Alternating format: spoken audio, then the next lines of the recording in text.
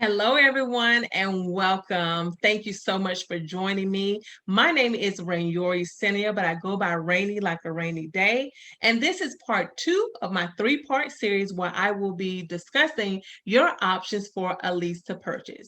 So today's focus is going to be home partners.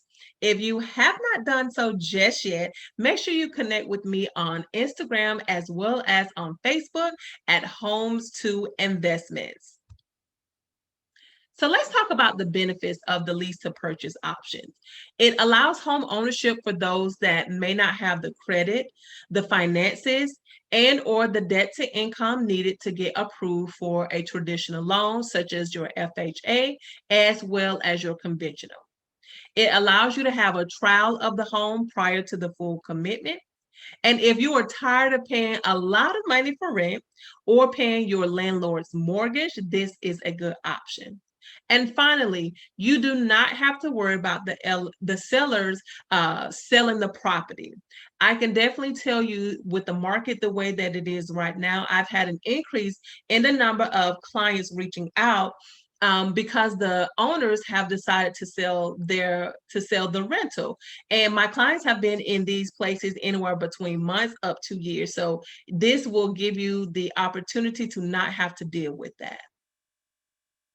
What are the criteria when it comes to home partners? They do have a specific amount for the property, and it ranges from 100,000 up to 450,000. The eligible properties they consider would be a single family home with two or more bedrooms, a fee simple townhome, that's with you owning both the home and the land. It has to be in a HOA that allows rentals. They will also consider a FSBO, or what we call a for sale by owner property, and that the lot has to be no more than 2 acres.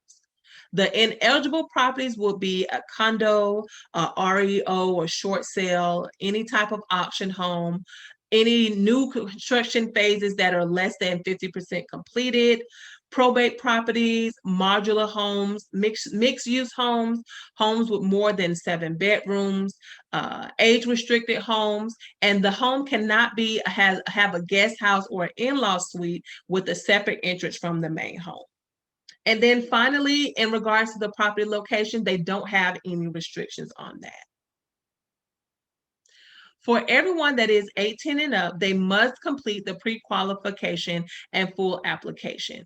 There is a minimum income required of $3,750 each month and $45,000 annually. And also, for anyone that is going on the application, their rent can be included in regarding the income requirement.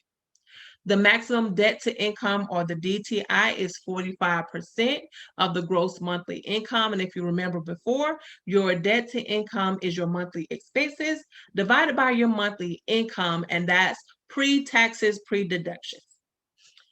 The other criteria relate to upfront fees. You have to have at least 2 months rent. That's going to be considered your deposit. And they do have an application fee that ranges from $75 to $99. You have to note though that deposit is not going to count towards your rent.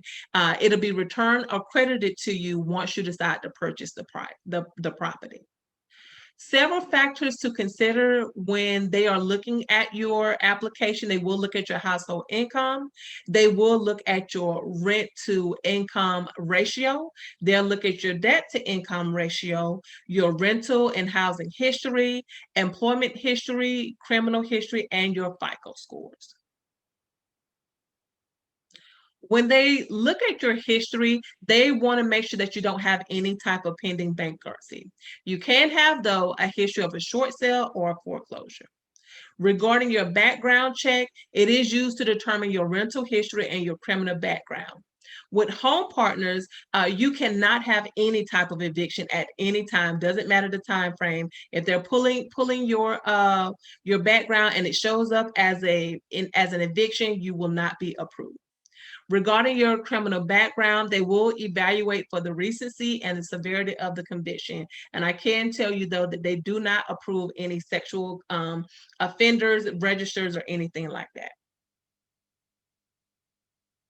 When they look at your credit score, they're going to look at your FICO score. And just an FYI, Credit Karma is usually anywhere between 10 to 30 points off. You will need a minimum of a 550 when they look at your TransUnion.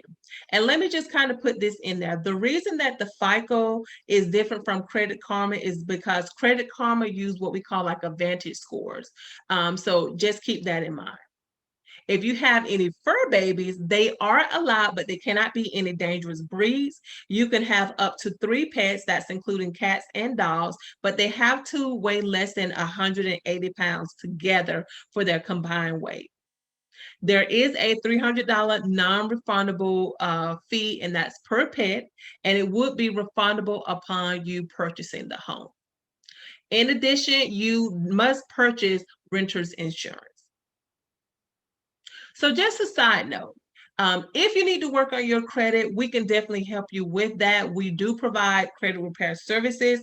Feel free to go to our website, www.creditscoreplan.com. And if you feel like you can do it yourself or you want to do it yourself, we also offer a DIY credit made easy manual or guide that you can also purchase off the site. So let's talk about the lease terms and the rental increases. So with them, there is a 1-year minimum, sorry, not maximum, 1-year minimum with a 5-year maximum when regarding to the leasing term. The resident does not have to renew the lease after the initial term. When it comes to the rent increases, it will increase by no more than 3.75% over the previous year's monthly rent. So example, if it'll be your rent payment multiplied by the 1.0375. They do have a predefined price though for each year of the lease, and they have a yearly increase of a 3.5 to 5% depending on your region. So what are the payments that are needed prior to completing everything? You must have the 2 months rent like we talked about before, as well as the application fee that's ranged from that $75 to $99. You as the buyer would be responsible for all closing costs when you actually decide to buy the home. And that's going to be anywhere between 3 to 5% of whatever the loan amount is. Equity. Equity buildup is not included in the lease like some of the other lease to purchase options. So make sure you take that into consideration. Regarding maintenance, home partners cover the inspection that's required during the home buying process.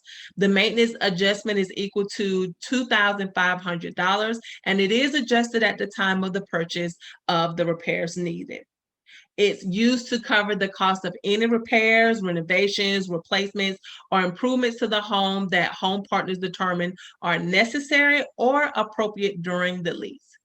You, however, are responsible for any costs related to the misuse of home, willful or negligent conduct, or failure to comply with the lease. Let's talk about the property conditions that need to be. The home must be in good cosmetic and structural condition, including any outbuildings like any sheds or anything like that. No homes over 100 years old. No homes over 30 years old in the original condition or with obsolete floor plans, electrical, or plumbing. No incomplete new construction homes or unfinished rehab properties. It must have a central AC, no environmental hazards such as mold, lead paint, asbestos, etc. No home with leased solar panels. If they have solar panels, those solar panels must be fully purchased. It cannot have a history of sinkholes or any homes that have the sunrooms with the glass ceilings. No homes that are already furnished or you have to negotiate for the personal property outside of like the standard appliance, washer, dryer, refrigerator, oven, things like that. No homes with any liens, open permits, or unpermitted rehab work. Any homes with a door on a raised level must have a balcony, a deck, staircase, or railing built on the exterior. And prior to closing, the home must be vacant and empty of all of the seller's personal belongings. So when it comes to the program approval versus your denial, the program approval letters are provided 1 to 3 business days after receiving all of your information. The reason that your application might be not related to those household income, the rent to income, debt to income, your credit score, your rental or housing history, employment history, and or the criminal history. If you are approved, the home partners will provide a letter of your maximum overall as well as your monthly amount. So, what happens after your approval? First off, congratulations. Like, this is a big step and you deserve it for sure. You would have a buyer's consultation meeting where we're going to be reviewing the home buying process. We'll talk about what to expect. We're going to be reviewing what's your desired homes, as well as, of course, including your likes and dislikes. And then from there, the home search begins. So, when you are ready, or if you are ready to start your lease to own journey, let's talk. Let's see what we can actually do to get you in the right step. And again, if you have any issues or need assistance with your credit repair, feel free to reach out with us as well too. Until next time, be safe and don't forget part 3 coming up shortly. Bye.